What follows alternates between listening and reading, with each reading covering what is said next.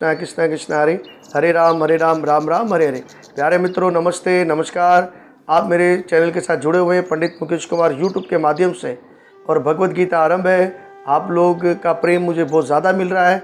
आप लोग भगवत गीता को देख रहे हैं, सुन रहे हैं और श्रवण कर रहे हैं, और आगे भी इसको शेयर कर रहे हैं। तो कृपा करके अब हम दूसरे अध्याय के अंदर प्रवेश करेंगे, और दूसरा अध्याय जो है वो आत्मा का ज्ञान है, और आत्मा के बारे में भगवान कृष्ण अर्जुन को बोध देंगे। और ये शरीर नाशवान है, आत्मा अमर है। इस बात को हमें सुनना है और समझना है। अगर जो व्यक्ति इस बात को समझ गया तो संसार के भवसागर से वो पार हो जाएगा। अगर वो शरीर की चिंता करता रहा तो उस भवसागर के अंदर फंस जाएगा। तो इसी प्रकार से प्यारे मित्रों, आप दूसरे अध्याय को ध्यान दे के सुनिएगा। और ये थोड़ा सा चैप्टर, थोड़ा हमारा अध्याय लंबा है, बड़ा है, इसके श्लोक ज़्यादा है, लेकिन सारे श्लोक के अंदर जो है वो हमारे जीवन का सार है। तो कृपा करके आप जुड़े रहिए। पहले आएंगे, हम मंगलाचरण करेंगे, इसके बाद दूसरा अध्याय आप तक ज़रूर पहुंचाएंगे। ओम नमो भगवते वासुदेवाय कृष्णाय वासुदेवाय देवकी नंदनाय च नंद गोप कुमाराय श्री गोविंदाय नमो नमः। हे कृष्णा करुणा सिंधु दीना बंधु जगतपते गोपीशा गोपीका कांता श्री राधा कांता नमोस्तुते। तप्त कंचनम गौरंगे राधे वृंदावनेश्वरी वृषभानुसुते देवी प्रणामामि हरि प्रिया। जया श्री कृष्ण चैतन्य प्रभु नित्यानंद श्री अद्वैता गदाधार शिवसाती गौर भक्त वृंदा। हरे कृष्णा कृष्णा कृष्णा हरे हरे, हरे राम राम राम हरे हरे। श्रीमती राधा रानी की जय, कृष्ण कन्हैया लाल की जय, हरे कृष्ण महामंत्र की जय।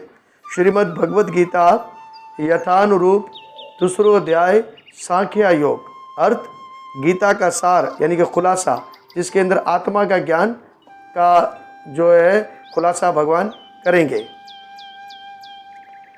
चैप्टर नंबर 2 सांख्य योग। संजय ने कहा, इस तरह गमजदा और आंसुओं से भरी आंखों वाले अर्जुन को देखकर भगवान श्री मधुसूदन ने ये शब्द कहे। श्री भगवान ने कहा, हे राजन, तुम्हें मैदान युद्ध में ये बुज़दिली क्यों आई? ये उस मनुष्य के लिए बिल्कुल भी ठीक नहीं है जो जिंदगी की कदर नहीं जानते। ये सोच ऊंचे लोगों की तरफ नहीं बल्कि बदनामी की तरफ ले जाती है। हे प्रतापपुत्र, इस बुज़दिली को छोड़ दो, ये तुम्हें जेब नहीं देती। हे दुश्मनों को नष्ट करने वाले, हृदय की तुझ दुर्बलता, कमजोर बुज़दिली को छोड़कर युद्ध के लिए तुम खड़े हो जाओ। अर्जुन ने कहा, हे मधुसूदन, अपने दुश्मनों को मारने वाले को मैं युद्ध भूमि में किस तरह विषम पितामह द्रोणाचार्य जैसे पूज्य गुरुजनों पर बाण चलाऊंगा। उन महान गुरुजनों को मारने की इच्छा से दुनिया में भीख मांग कर खाना बेहतर है। भले ही वे दुनियावी चीज़ों की ख्वाहिशमंद हो, लेकिन वे तो गुरुजन ही हैं। अगर इन गुरुओं को मारने से दौलत और ऐश व इशरत मिले तो मेरे लिए बेकार है। हम ये नहीं जानते कि हमारे लिए क्या अच्छा है और क्या बुरा है, उनसे हार जाना या जीत जाना। अगर हम धृतराष्ट्र के पुत्रों को मार देते हैं तो हमें जिंदा रहने की कोई आवश्यकता नहीं है, अगरचे वे युद्ध भूमि में हमारे सामने खड़े हैं। अब मैं अपनी दुर्बलता का यह अर्थ है बुज़दिली की वजह से अपना फ़र्ज भूल गया हूँ और सारी ताकत खो चुका हूँ। ऐसी हालत में मैं आपसे पूछ रहा हूँ कि जो मेरे लिए बेहतर हो वो मुझे अच्छी तरह से बताइए। अब मैं आपका शिष्य हूँ और आपकी शरण में हूँ। कृपा करके मुझे हिदायत दें, यानी कि उपदेश दें।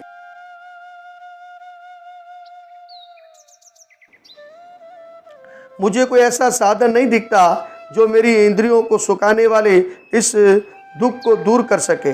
अगर मुझे दुश्मन और रुकावट से खाली दौलत से भरे राज्य या देवताओं के बराबर राज्य भी मिल जाए तो भी मैं इस गम से निजात हासिल नहीं कर सकता। संजय ने कहा, इस तरह कहने के बाद शत्रुओं का नाश करने वाले अर्जुन ने भगवान श्री ऋषिकेश से बोले, हे गोविंद, मैं युद्ध नहीं करूंगा, और चुप हो गए। हे भरतवंशी, उस समय दोनों सेनाओं के बीच शोक मगन गमज़दा अर्जुन से भगवान श्री कृष्ण ने हंसते हुए ये शब्द कहे। श्री भगवान ने कहा, अरे तुम पंडितों की तरह वचन कहते हो, उनके लिए शोक कर रहे हो जो शोक करने के योग्य नहीं है। जो विद्वान होते हैं वे ना तो जिंदा लोगों के लिए ना ही मृत के लिए शोक करते हैं। ऐसा कभी ना हुआ कि मैं ना रहा हूँ या तुम ना रहे हो या ये सारे राजा ना होंगे, और ऐसा है कि भविष्य में जो लोग नहीं रहे।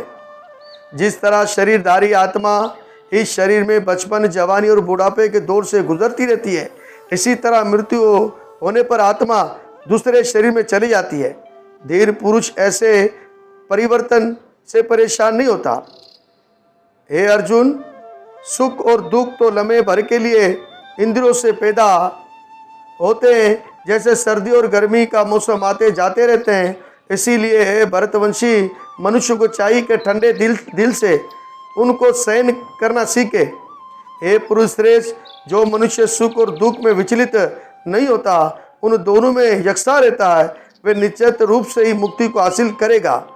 तत्व ऋषियों ने यह नतीजा निकाला है कि असत का तो कोई देर पा वजूद नहीं है और सत्य कभी तब्दील नहीं होती। तो उन्होंने इन दोनों का राज जाना है। जो सारे शरीर में समाया हुआ है उसे ही तुम अविनाशी समझो। उसे ना मिटने वाली आत्मा को ख़त्म करने की शक्ति किसी में भी नहीं है। इस ना मिटने वाली, नाकाबिले पैमाइश अमर जीव आत्मा का ये शरीर खत्म होने वाला है। इसलिए भरतवंशी अर्जुन, युद्ध करो।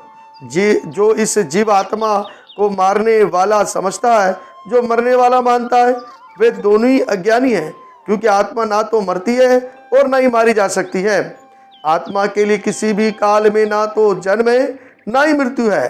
वे ना कभी जन्मेगी, ना जन्म लेती है और ना जन्म लेगी। वे अजन्मी, अविनाशी, सनातन और शुरू से है। शरीर के मारे जाने पर भी आत्मा खत्म नहीं होती। हे पारस, जो मनुष्य ये जानता है कि आत्मा अविनाशी अजन्मी सनातन है, यक्ष है, वे भला किसको कैसे मार सकता है या मरवा सकता है। जिस प्रकार मनुष्य पुराने वस्त्र छोड़कर नए वस्त्र पहनता है, इसी तरह आत्मा पुराने और नाकारा शरीर छोड़कर नए शरीर को इख्तियार करती है। यह आत्मा ना तो किसी हथियार के द्वारा काटी जा सकती है, ना इसे अग्नि के द्वारा जलाया जा सकता है, ना पानी के द्वारा भिगोया जा सकता है, ना सुखाया जा सकता है। यह आत्मा अटूट और नाकाबिले हल है, ना इसे जलाया जा सकता है, ना सुखाया जा सकता है। ये शाश्वत, सर्वव्यापी, अस्थिर और हमेशा एक सी रहने वाली है। यह आत्मा नजर नहीं आती, ये हमारी सोच में भी नहीं आती और बगैर विकार के कही जाती है। ये जानकर तुम्हें शरीर के लिए शोक करने की आवश्यकता नहीं है। अगर तुम सोचते हो कि आत्मा हमेशा जन्म लेती है, मरती रहती है, तो भी हे माँ बाप अर्जुन, तुम्हारे शोक करने की कोई ज़रूरत नहीं है। जिसने जन्म लिया उसकी मृत्यु निश्चय है, और मृत्यु के बाद पुनर्जन्म, दोबारा जन्म भी निश्चय है। इसलिए तुम्हें अपने फर्ज की अदायगी में शोक करना नहीं चाहिए। तमाम जीव अपनी इब्तिदा में ही जाहिर नहीं होते हैं, दरमियान में जाहिर हो जाते हैं और विनष्ट होने पर गायब भी हो जाते हैं। तुम्हें शोक करने की कोई आवश्यकता नहीं है। कोई आत्मा को आश्चर्य से देखता है, कोई इसे आश्चर्य की तरह मानता है, उसे आश्चर्य की तरह सुनता है, और कुछ इसके बारे में सुनकर भी समझ नहीं पाते कि आत्मा क्या है। हे भरतवंती, शरीर के अंदर रहने वाली आत्मा कभी नहीं मारी जा सकती। इसलिए तुम्हें किसी भी जीव के लिए गम करने की ज़रूरत नहीं है। क्षत्रिय होने के नाते अपने धर्म को पूरा करो, और धर्म के लिए युद्ध करने से बढ़कर तुम्हारे लिए कोई कर्तव्य नहीं है। तुम संकोच मत करो। हे पारत, क्षत्रिय खुशकिस्मत होते हैं जिन्हें ऐसे युद्ध के मौके फराहम होते हैं, अपने हासिल होते हैं, जिससे इनके लिए स्वर्ग के दरवाजे खुल जाते हैं। लेकिन अगर तुम युद्ध करने के अपने धर्म को पूरा नहीं करते, तो तुम्हें निश्चित रूप से ही अपने फर्ज को नजरअंदाज करने का पाप लगेगा और तुम योद्धा के रूप में अपना असर खो दोगे। लोग हमेशा तुम्हारी बुज़दिली के चर्चे करेंगे, जबकि एक बाइज्जत मनुष्य के लिए जिल्लत सहने से मौत बेहतर है। जिन जिन महान योद्धा ने तुम्हारे नाम और यश को इज्जत दी है, वे सोचेंगे कि तुमने डर के मारे युद्ध भूमि छोड़ दी है। इस प्रकार वे तुम्हें हकीर मानेंगे। तुम्हारे शत्रु दुश्मन बहुत सख्त शब्दों से तुम्हारे बाजुओं का मजाक उड़ाएंगे। सोचो कि उस समय तुम्हें कितना दुख होगा। हे कुंती पुत्र, अगर तुम युद्ध में मारे जाओगे तो स्वर्ग हासिल करोगे, और अगर जीत जाओगे तो पृथ्वी के साम्राज्य का भोग करोगे। इसलिए डरो मत, संकल्प करके युद्ध करने के लिए खड़े हो जाओ। तुम सुख दुख नफा नुकसान फतेह और शिकत का विचार किए बिना युद्ध के लिए खड़े हो जाओ। ऐसा करने पर तुम्हें कोई पाप नहीं लगेगा। यहाँ मैंने तुम्हें सांख्या यानी कि तजुर्बा काती मुतालबा जो होता है उसके आत्मा के बारे में बताया। अब इस ज्ञान को बताया। अब निष्काम भाव बगैर ख्वाहिश से काम करना बता रहा हूँ, इसे सुनो। ए प्रतापुत्र, तुम अगर ऐसे ज्ञान से कर्म करोगे तो कर्मों के बंधनों से अपने आप को मुक्त करोगे। इस कोशिश में ना तो नुकसान होता है ना ही कमी होती है, बल्कि इस राह पर थोड़ी सी भी तरक्की बड़े से बड़े खौफ से बचा लेती है। जो इस मार्ग पर चलते हैं वे अपने इरादे में पुख्ता रहते हैं और इनका लक्ष्य एक होता है।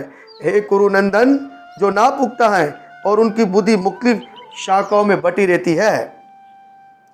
कम अक्ल लोग वेदों के इन दिलरुबा शब्दों से बहुत ज़्यादा मुतासिर होते हैं, जिनमें स्वर्ग की प्राप्ति, अच्छे जन्म, शक्ति पाने के बारे में मुख्तलिफ सकाम कर्म करने की सिफारिश की जाती है। इंद्रत्रुपति और ऐश आराम से भरपूर जीवन की ख्वाहिश की वजह से वे कहते हैं कि इससे बढ़कर कुछ और नहीं है। जो लोग इंद्र भोग और भौतिक ऐश्वर्य से बहुत ज़्यादा वाबस्ता रहते हैं और ऐसी चीज़ों में उलझ जाते हैं और उनके मन में परम पुरुष भगवान की भक्ति सेवा का पुख्ता इरादा उत्पन्न नहीं होता। वेदों में प्रकृति के 3 गुणों का जिक्र हुआ है। हे अर्जुन, इन 3 गुणों से ऊपर उठो। तमाम दोहरी नफ़ा और तफस की सारी फिक्रों से आज़ाद होकर आत्मा में कायम हो जाओ। एक छोटे से कुएं का सारा काम एक बड़ा तालाब फौरन ही पूरा कर जाता है। इसी प्रकार वेदों के अध्ययन को गहराई से जानने वाले को उनकी सारी इच्छाएं पूरी हो जाती है। तुम्हें अपना कर्म करने का इख्तियार है, लेकिन कर्म के फलों के तुम अधिकारी नहीं हो। तुम ना तो कभी अपने आप को अपने कर्मों के फलों का कारण मानो और ना ही कर्म करने में लगाए रखो। हे अर्जुन, जे कहते हैं कामयाबी, पराजय कहते हैं नाकामी की तमाम ख्वाहिशातों को त्याग कर समभाव यकसा होकर अपना कर्म करो। ऐसी हालत योग कहलाती है। हे धनंजय, भक्ति सेवा के द्वारा तमाम काबिले नफरत कर्मों से दूर रहो और उसी भाव से भगवान के शरण में जाओ। जो लोग अपने सकाम कर्म फलों को भोगना चाहते हैं वे कंजूस कहे गए हैं। भक्ति सेवा में लगा हुआ मनुष्य इसी जीवन में ही अच्छे और बुरे कर्मों से अपने आप को मुक्त कर लेता है। इसलिए योग के लिए कोशिश करो, क्योंकि योग कर्मों में महारत को योग कहा गया है, कुशलता की प्राप्ति। इसी प्रकार भागवत भक्ति में लगे रहकर बड़े बड़े ऋषि मुनि और भगत अपने आप को इस मादी संसार में कर्म के फलों से मुक्त कर लेते हैं। इस प्रकार वे जन्म मृत्यु के चक्कर से छूट जाते हैं और भगवान के पास जाकर उस हालत को प्राप्त करते हैं जो सारे दुखों से परे हैं। जब तुम्हारी बुद्धि वहम के घने जंगल से बाहर निकल आएगी, तब जो कुछ तुमने सुना है, जो कुछ सुनने के योग्य है, उससे तुम बेनियाज हो जाओगे। जब तुम्हारा मन वेदों के दिलरुबा जबान से विचलित परेशान ना हो और वे आत्मा शास्कार की समाधि यानी कि खुद शनासी में हो जाए, तब तुम्हें दिव्य चेतना हासिल हो जाएगी। अर्जुन ने कहा, एक केशव, जिस मनुष्य का शौर रूहानियत में कायम हो उसकी क्या अलामत है? वे कैसे बोलता, उसकी परिभाषा क्या है और वे किस तरह बैठता और चलता है? श्री भगवान ने कहा, हे पारत, जब मनुष्य मनोधर्म ज़हनी कयास से उत्पन्न होने वाली इंद्रिय तृप्ति तस्कीन आवाज़ की सारी इच्छाओं को छोड़ देता है। जब इस तरह वे पवित्र हो, उसका मन आत्मा में आनंद लेता है, तो वह स्थिर प्रज्ञा यानी खालिस रूहानियत में कायम कहलाता है। जिनका मन 3 तरह के दुखों में रहकर भी परेशान नहीं होता, वे खुशी में मगन होता है, और जो लगाव खौफ और क्रोध से आज़ाद है, वे अस्थिर मन वाला मुनि का कहा गया है। इस भौतिक जगत में जो मनुष्य ना तो शुभ की प्राप्ति से खुश होता है, न अशुभ प्राप्त होने पर उससे गिला करता है, वे पूर्ण ज्ञान में अस्थिर होता है। जिस प्रकार केचुआ अपने अंगों को सिमट कर खोल के अंदर कर लेता है, इसी तरह मनुष्य अपनी इंद्रियों हवास और इंद्रिय विश्व हवास के महसूसात से खींच लेता है, वे पूर्ण चेतना में पक्के इरादे से कायम होता है। शरीर में मौजूद आत्मा को इंद्र भोग से रोका जा सकता है, उसकी इंद्रिय भोग की ख्वाहिश बाकी रहती है, लेकिन उत्तम रस पाने से वे ऐसे काम करके भक्ति में कायम हो जाती है। हे अर्जुन, इंद्रियां इतनी ताकतवर है, जो हमारी इंद्रियां हैं ये बड़ी ताकतवर बताई गई भगवद गीता के मुताबिक। इस विवेकी पुरुष के मन को भी बलपूर्वक चित लेती है, यानी कि जीत लेती है, जो इन्हें काबू करने की कोशिश करता है। जो इंद्रियों को पूरी तरह काबू रखते हुए अपनी चेतना को मुझ में स्थिर कर देता है, वे मनुष्य स्थिर बुद्धि वाला कहलाता है। का चिंतन करते हुए मनुष्य का उनमें लगाव पैदा हो जाता है।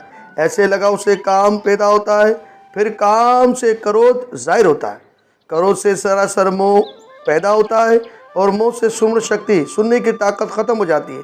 जब सुमरण शक्ति खत्म हो जाती है तो बुद्धि नष्ट हो जाती है, और बुद्धि नष्ट होने पर मनुष्य मादी भवसागर में गिर जाता है।